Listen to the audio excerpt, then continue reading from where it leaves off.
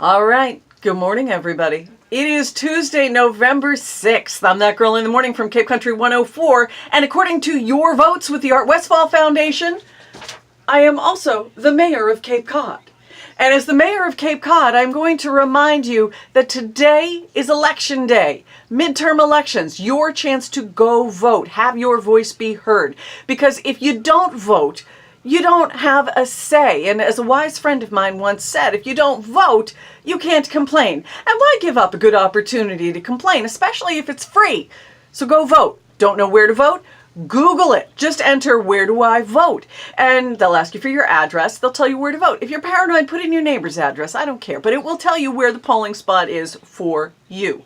Now, I'm going to talk a little bit longer than I normally do because, you know, it's election day and people talk longer on election day than any other day of the year, except this is going to be important. There are 3 ballot questions today, and there's been some confusion about what they are. How do I know this? Because I heard 2 people talking about it at the supermarket the other day, and I got concerned. So, what I have here are the descriptions of the 3 ballot questions. No emotions, no drama. I am also going to tell you what a yes or no vote will mean for each question. And that way there's no confusion, and maybe you could share this with other people so that they know what the questions are when they go to vote. Are you ready?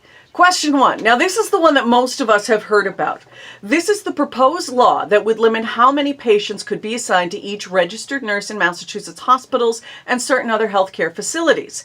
A yes vote would limit the number of patients that could be assigned to one registered nurse in hospitals and certain other healthcare facilities. A no vote would make no change. Things stay the way they are. Okay, that's question 1. Question number 2. Now, this one seems a little bit more convoluted, so listen carefully. This proposed law would create a citizens' commission to consider and recommend potential amendments to the United States Constitution. This would establish that corporations do not have the same constitutional rights as human beings, and that campaign contributions and expenditures may be regulated. Yes, no vote. Here we go. A yes vote would create a citizens' commission to advance an amendment to the United States Constitution to limit the influence of money in elections and establish that corporations do not have the same rights as human beings.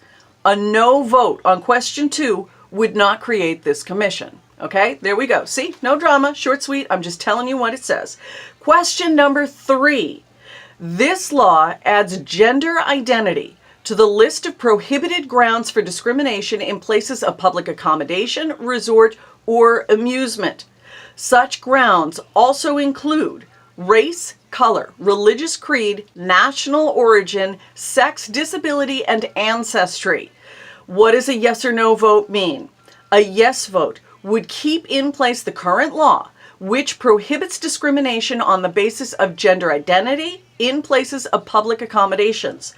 A no vote would repeal this provision of the public accommodation law.